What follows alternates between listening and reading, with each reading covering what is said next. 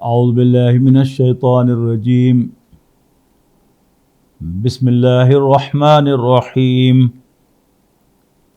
الف لام را تلک آیات الکتاب وقرآن مبین ربما یود الذین کفروا لو کانوا مسلمین ذرهم یاکلوا ویتمتعوا ویلہہم الامل فسوف یعلمون۔ آج ہم اللہ کا نام لے کر سورۃ حجر کے مطالعے کا آغاز کر رہے ہیں، اور اس کے ساتھ ہی ایک آیت کے بعد ہم 14ویں پارے میں بھی داخل ہو جائیں گے۔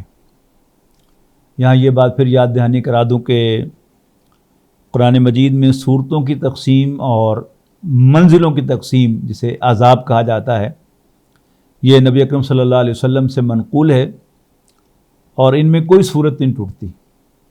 یعنی جو والیوم ہے وہ تھوڑا سا آدھ پارے کا کبھی ادھر کبھی ادھر ہو جاتا ہے، لیکن صورت کبھی نہیں توڑی جاتی۔ اس کے مقابلے میں جو سپاروں کی تقسیم ہے یہ بعد کی ہے۔ نبی اکرم صلی اللہ علیہ وسلم اور صحابہ میں سے اکثریت کا معمول یہ تھا کہ جتنا بھی قرآن مجید نازل ہو چکا ہوتا تھا اسے تہجد کی نماز میں وہ باقاعدگی سے تلاوت کرتے رہتے تھے، اور ایک ہفتے میں قرآن مجید کی تلاوت کا راؤنڈ مکمل کر لیتے تھے۔ یہی وہ 7 احزاب ہیں، یعنی ہر روز ایک پارہ پڑھنے کے لیے قرآن مجید کو 7 منزلوں میں تقسیم کیا گیا ہے۔ جب کمزوری آ گئی، ایمان کی حرارت میں کمی واقع ہو گئی، تو پھر روزانہ ایک حزب یا ایک منزل کی تلاوت مسلمانوں کا معمول نہ رہا، تو پھر قرآن مجید کو 30 حصوں میں، 30 اجزاء میں، جسے ہم 30 پارے کہتے ہیں انڈو پاک میں، 30 پاروں میں تقسیم کیا گیا۔ لیکن یہ بڑی ظالمانہ تقسیم ہے۔ ایسا معلوم ہوتا ہے کہ کوئی مصحف لیا گیا، اس کے ٹوٹل جتنے صفحات تھے ان کو گنا گیا، ان کو 30 پر تقسیم کر کے، اور برابر برابر جو ہے وہ 30 اجزاء، 30 پارے بنا دیے گئے۔ بعض اوقات جملہ بھی مکمل نہیں۔ مثلا 4تھے پارے کی آخری آیت ہے حرمت علیکم امہاتکم وبناتکم واخواتکم وعماتکم وخالاتکم الی آخر، حرام کر دی گئی ہیں تم پر تمہاری مائیں، تمہاری بیٹیاں، تمہاری بہنیں، پھوپھیاں، خالائیں وغیرہ وغیرہ، اور پھر آگے کنٹینیو ہوتا ہے والمحصنات من النساء، عورتوں میں سے وہ سب جو کسی شخص کے نکاح میں ہیں، وہ سب کے سب تم پر حرام ہیں، سوائے ان کے کہ جو ملک یمین کی حیثیت میں تمہارے پاس ہوں۔ تو وہ ایک آیت جو ہے یہ ادھر ہے، اور اس جملے کا دوسرا حصہ جو دوسری آیت پر مشتمل تھا وہ 5ویں پارے میں چلا گیا۔ اسی طرح سورہ ہود کا معاملہ ہوا کہ سورہ ہود کی ابتدائی چند آیات وہ 11ویں پارے میں ہیں، اور پھر باقی پوری سورت ہود جو ہے اس کے تقریباً 11-12 رکوع ہیں، وہ آپ کو 12ویں پارے میں ملیں گے۔ اور اس سے بھی زیادہ جو پریشان کن چیز ہے وہ یہ ہے کہ سورہ ہجر کی ایک آیت 13ویں پارے میں ہے، اور باقی پوری سورت 14ویں پارے میں ہے۔ تو آغاز ہوتا ہے اعوذ باللہ من الشیطان الرجیم بسم اللہ الرحمن الرحیم الف لام را تلک آیات الکتاب و قرآن مبین۔ یہ الکتاب اور ایک واضح کتاب کی آیات ہیں، یعنی قرآن کے لفظی معنی بار بار پڑھی جانے والی کسی کتاب کے ہیں، کسی چیز کے ہیں۔ چونکہ قرآن مجید کثرت کے ساتھ پڑھا جاتا ہے، لہذا اس کا نام ہی قرآن ہے، القرآن الکریم۔ لیکن ایز نکرہ قرآن ریڈر، قرآن مبین ایک واضح ریڈر، اور الکتاب دا بک، چونکہ یہ اللہ تعالیٰ کا کلام ہے لہذا اسے دا بک کہا گیا ہے۔ تلک آیات الکتابی، یہ الکتاب کی آیات ہیں، وہ قرآن مبین، اور ایک واضح قرآن کی آیات ہیں۔ ربما یود الذین کفروا لو کانوا مسلمین، کسی وقت کافر بھی چاہیں گے کہ کاش کہ وہ مسلمان ہوتے۔ ذرہم یاکلوا ویتمتعوا، اے پیغمبر صلی اللہ علیہ وسلم انہیں چھوڑیے، یہ کھائیں اور دنیا میں عیش کریں، دنیا کا سامان برتیں، وَيُلْهِهِمُ الْعَمَلُ، اور انہیں جھوٹی امید غفلت میں ڈالے رکھے گی، غافل کیے رکھے گی، فَسَوْفَ يَعْلَمُونَ، پھر جلد ہی یہ جان بھی لیں گے، وَمَا أَهْلَكْنَا مِنْ قَرْيَةٍ إِلَّا وَلَهَا كِتَابٌ مَعْلُومٌ، اور ہم نے کسی بستی کو ہلاک نہیں کیا مگر اس کی ہلاکت کا وقت پہلے سے طے شدہ ہوتا تھا، الا ولہا کتاب معلوم، مگر یہ کہ اس کے لیے اس کی ہلاکت کا وقت پہلے سے لکھا ہوا طے شدہ ہوتا تھا، ما تسبق من امت اجلہا، اور کوئی بھی امت جو ہلاک ہوئی وہ اپنے اس وقت مقرر سے نہ تو گھڑی بھر آگے بڑھ سکتی تھی، وما یستاخرون، اور نہ ہی وہ اس سے ڈیلے ہو سکتی تھی، یعنی یوں سمجھیے کہ دن، گھنٹے، منٹس، سیکنڈز، اور اگر سیکنڈ کے بھی کوئی فریکشنز جو ہیں وہ اگر رکھے جائیں تو وہ بھی اللہ تعالیٰ کے ہاں طے شدہ تھے کہ اتنے فلاں تاریخ کو فلاں دن ہوگا، اتنے بج کر اتنے منٹ اور اتنے سیکنڈز اور اتنے فریکشنز پر اس پر عذاب آئے گا، اور اسی وقت آتا تھا، نہ گھڑی بھر اس سے پہلے نہ گھڑی بھر اس کے بعد۔ وَقَالُوا، اور یہ کافر کہتے ہیں اے نبی صلی اللہ علیہ وسلم آپ کو، یا ایھا الذی نزل علیہ الذکر، کہ اے وہ شخص جس پر یہ نصیحت یعنی یہ قرآن نازل ہوا ہے، انک لمجنون، تم تو پاگل ہو، لو ما تاتینا بالملائکۃ، کیوں نہیں اترتے ہم پر فرشتے، یعنی تم باتیں جو ہیں وہ آسمانوں کی کرتے ہو، باتیں ہماری عقل سے بیونڈ کرتے ہو جو فرشتوں کو کرنی چاہیے، تو پھر ہم پر فرشتے نازل کیوں نہیں ہوتے، ان کنت من الصادقین، اگر تم واقعی سچے ہو۔ نبی اکرم صلی اللہ علیہ وسلم سے کفار کے مختلف مطالبات رہے،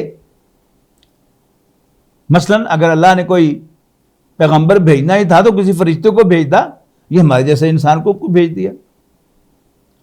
اچھا چلو تم کہتے ہو کہ یہ قرآن تم پر اللہ تعالیٰ کی طرف سے نازل ہوتا ہے اور فرشتے اسے لے کر آتے ہیں، ایک بڑے فرشتے جبرائیل کی قیادت میں، ہمیں تو وہ نظر نہیں آتا، ہماری آنکھوں کے سامنے کوئی فرشتہ آسمان سے اترے، اس کے ہاتھ میں کتاب ہو، وہ ہمارے سامنے وہ تمہیں ڈیلیور کرے، ہم کتاب کو چھو کر دیکھیں، پھر ہم مان لیں گے کہ یہ کلام اللہ کا کلام ہے، تم اللہ کے رسول ہو۔ یا گو دی ادر وے راؤنڈ، ہمارے سامنے تم خالی ہاتھ آسمان پر جاؤ، کچھ دیر کے بعد ہاتھ میں کتاب لیے ہوئے واپس آؤ، تو ہم مان لیں گے اسے چھو کے دیکھ کر کہ واقعی تم اللہ کے رسول ہو اور وہ کتاب اللہ کی کتاب ہے۔ اب اس پر یہ بیک گراؤنڈ میں ہیں ساری باتیں، اس پر کہا جا رہا ہے کہ یہ آپ سے کہتے ہیں نبی صلی اللہ علیہ وسلم کہ کیوں نہیں ہم پر فرشتے نازل ہوتے اگر تم سچے ہو۔ اس کا جواب دیا جا رہا ہے ما ننزل الملائکۃ، ہم فرشتوں کو نہیں نازل کیا کرتے، نہیں اتارا کرتے، الا بالحق، مگر فیصلہ چکانے کے لیے، وما کانوا اذا منذرین، اور جب اللہ تعالیٰ کی طرف سے وہ فیصلہ چکانے کا وقت آ جاتا ہے تو پھر انہیں مہلت نہیں دی جاتی، یعنی یہ لوگ جب وہ فیصلے کا وقت آئے گا جس کا یہ تقاضا کر رہے ہیں کہ فرشتے اتریں، تو پھر انہیں مہلت نہیں دی جائے گی، یہ مہلت پانے والوں میں سے نہیں ہوں گے۔ انا نحن نزلنا الذکر وانا لہ لحافظون،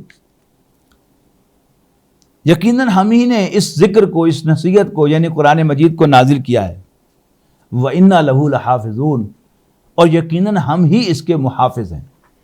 دیکھیے تورات بھی اللہ تعالیٰ نے ہی نازل فرمائی تھی اور انجیل بھی اور زبور بھی، دیکھیے اللہ تعالیٰ کی خاص پلاننگ تھی، اس لیے کہ فائنلی نبی اکرم صلی اللہ علیہ وسلم تشریف لانے والے تھے اور قرآن مجید نازل ہونے والا تھا، تو اللہ تعالیٰ نے ان کی حفاظت کا کوئی ذمہ نہیں لیا، لہذا تورات میں، انجیل میں، زبور میں، سب میں تحریف ہوئی۔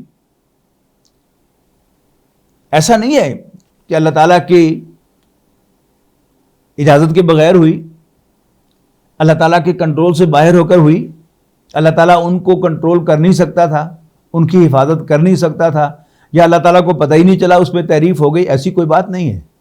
اب آخری کتاب آ گئی ہے، آخری پیغمبر تشریف لے آئے ہیں، اگر اس میں تعریف ہو جاتی تو پھر ہدایت سے یہ زمین خالی ہو جاتی۔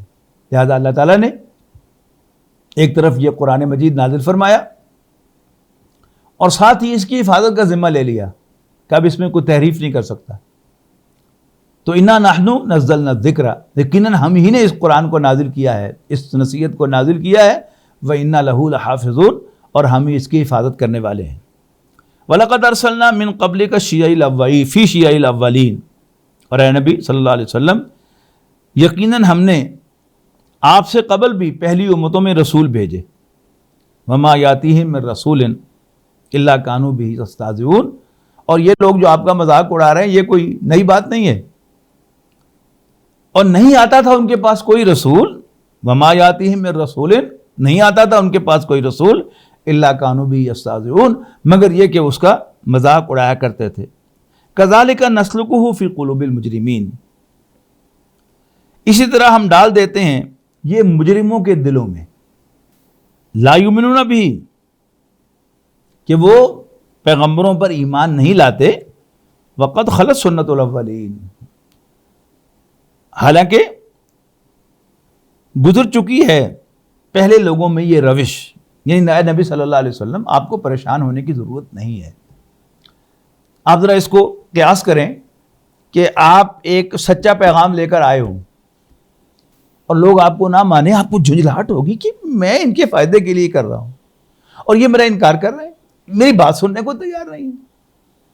تو میری اور آپ کی بات تو بہت چھوٹی بات ہے، ذرا اس کو دیکھیے کہ اگر کوئی نبی ہو ہماری جگہ پر اور وہ اللہ کا پیغام لے کر آیا ہو، لوگوں کی ہدایت کے لیے ایفرٹ کر رہا ہو، ان کو اللہ تعالیٰ کا پیغام پہنچانا چاہتا ہو اور لوگ اس کی بات سننے کو تیار نہ ہو، تو اس پر کتنی جھنجھلاہٹ ہوگی، اس کو کتنی پریشانی ہوگی۔ تو یہ ساری وہ پریشانی جو ہے بیک گراؤنڈ میں، اللہ کے نبی، اے اللہ کے نبی، اے میرے نبی، اے میرے پیغمبر، گھبراؤ مت، ایسا ہی ہوتا ہے۔ اور یہ بڑی ایک فطری سی چیز ہے کہ جب انسان کسی پریشانی میں ہوتا ہے اور یہ ازیوم کیے بیٹھا ہوتا ہے کہ شاید یہ میرے ساتھ ہی ہو رہا ہے، تو اس کی پریشانی بہت زیادہ ہوتی ہے، لیکن جو ہی اسے پتہ چلتا ہے کہ ایسا ہی ہوتا ہے تو اس کی پریشانی کم ہو جاتی ہے۔ وہ میں کہا کرتا ہوں کہ کوئی نوجوان اس کو 3-4 ماہ شادی کے ہوئے ہوں اور ذرا اکھڑا اکھڑا سا نظر آئے تو ذرا اس کو چھیڑ کے دیکھیں کہ ہاں بھائی گھر میں رونق لگی ہوئی ہے، بہو ساس کی کہ نہیں، ایک دم ہوگا پریشان، انکل میں تو بڑا پریشان ہوں، بتائیں مجھے اس کا حل۔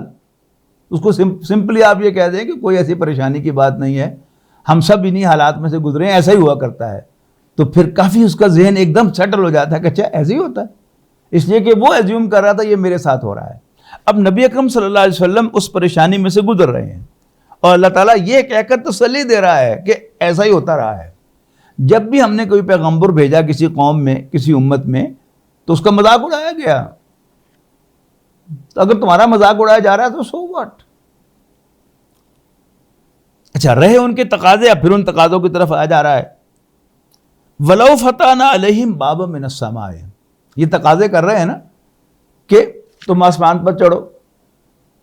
اب کہا جا رہا ہے کہ اگر ہم ان کے لیے کوئی دروازہ کھول دیں آسمان کا، فَظَلُّوا فِيهِ يَعْرُجُونَ، اور یہ اس میں سے اوپر چڑھ کر اوپر سیر بھی کریں، گھومے پھرے بھی، لَقَالُوا، تو پھر بھی یقیناً کہیں گے اِنَّمَا سُكِّرَتْ أَبْصَارُنَا، کہ ہماری تو آنکھوں پر جادو کر دیا گیا ہے، بل نحن قوم مسحورون، بلکہ ہم جادو زدہ لوگ بن گئے ہیں، جادو کی پوری طرح گرفت میں آ گئے ہیں۔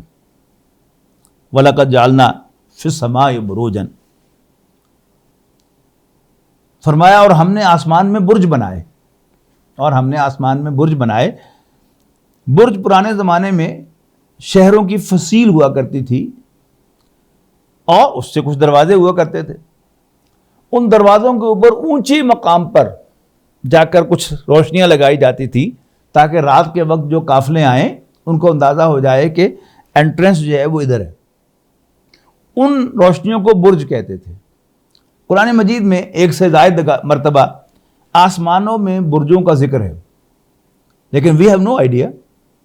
یعنی پہلی بات تو یہ ہے کہ اپنی ساری سائنس کی ترقی کے باوجود اور ایسٹرونومی میں فاصلہ لائٹ ایئرز میں ناپا جاتا ہے. لائٹ ایئر کا مطلب سمجھتے ہیں آپ؟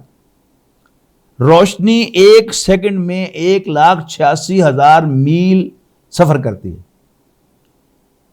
ایک گھنٹے میں کتنی کرے گی؟ ایک منٹ میں کتنے کرے گی؟ ایک گھنٹے میں کتنے کرے گی؟ ایک دن میں کتنے کرے گی؟ اور ایک سال میں کتنے کرے گی؟ لیکن ابھی تک ہمیں آسمان کا کوئی سراغ نہیں ملا. آسمان کتنا اونچا ہے اور آسمان ہے کیا چیز؟ We have no idea. تو پہلے تو آسمان کا پتہ چلے، پھر آسمان کے دروازوں کا پتہ چلے، تو پھر ہم برجوں کے بارے میں کوئی اندازہ لگائیں. سر دست تو قرآن مجید نے کہا، صدق اللہ العظیم، اللہ نے سچ فرمایا. اللہ کے پیغمبر صلی اللہ علیہ وسلم نے بتایا، صدق رسول اللہ صلی اللہ علیہ وسلم، اللہ کے رسول نے سچ فرمایا. اس کے سوا ہمارے پاس کہنے کو اور کچھ نہیں ہے. بس اللہ تعالیٰ فرما رہا ہے وَلَقَدْ جَعَلْنَا فِي السَّمَاءِ بُرُوجًا، اور ہم نے آسمان میں برج بنائے ہیں، وَزَيَّنَّاهَا لِلنَّاظِرِينَ، اور ہم نے انہیں دیکھنے والوں کے لیے بہت پرکشش بنایا ہے، بڑی سجاوٹ بنایا ہے. وَحَفِظْنَاهَا مِنْ كُلِّ شَيْطَانٍ رَجِيمٍ،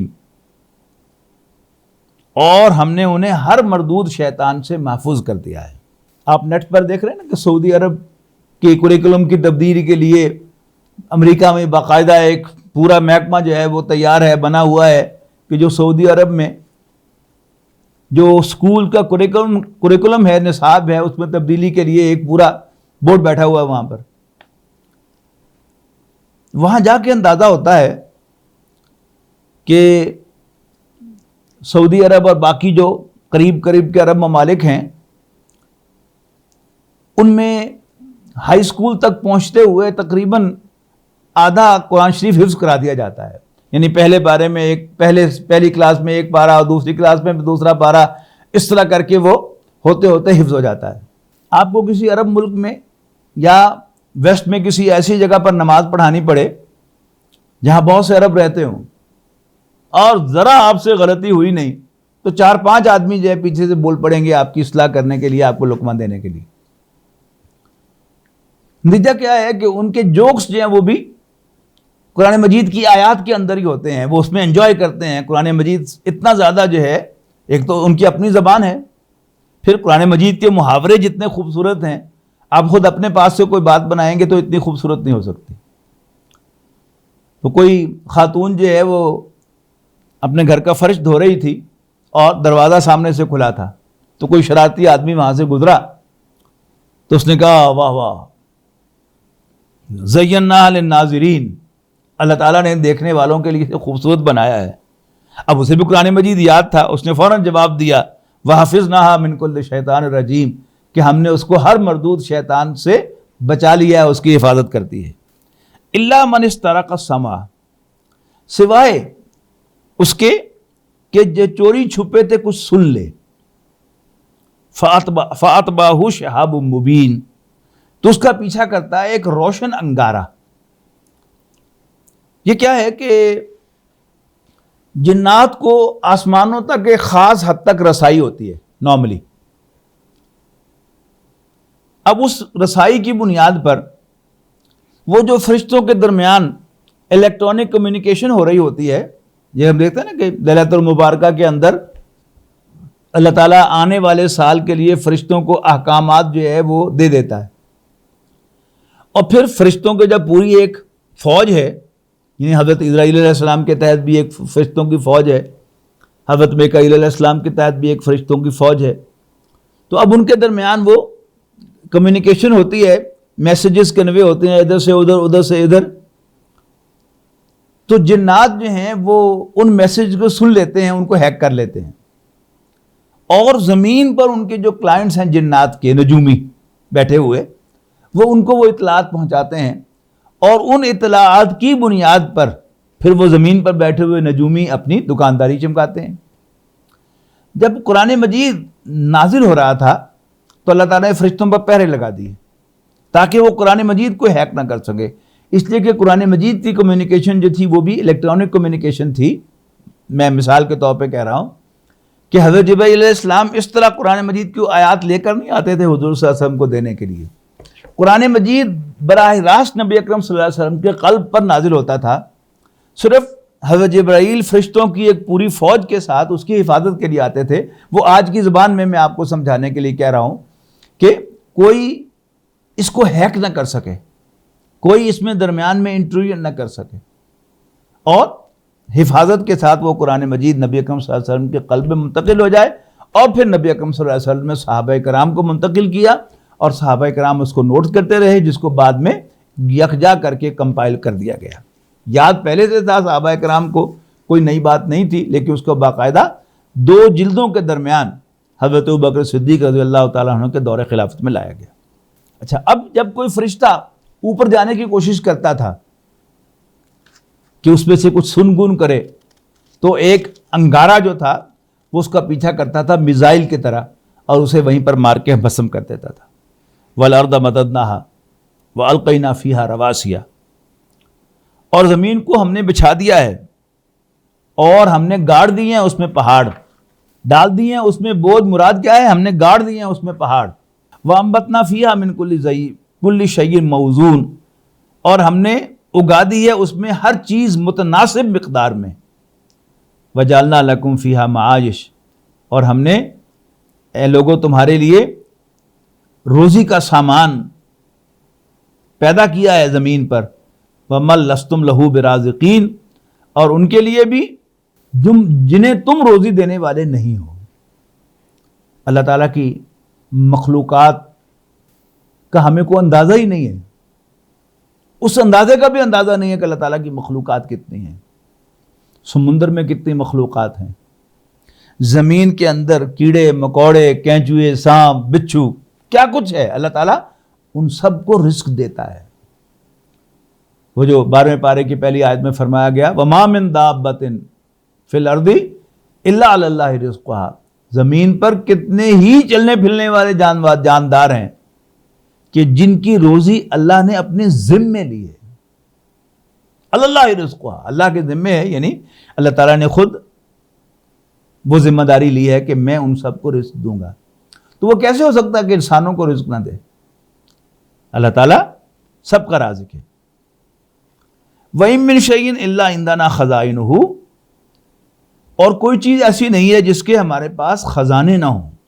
وَمَا نُنَزِّلُهُ إِلَّا بِقَدْرٍ مَّعْلُومٍ, مگر ہم انہیں ایک اندازے سے اتارتے ہیں, ایسے ہی ساری نہیں اتار دیتے.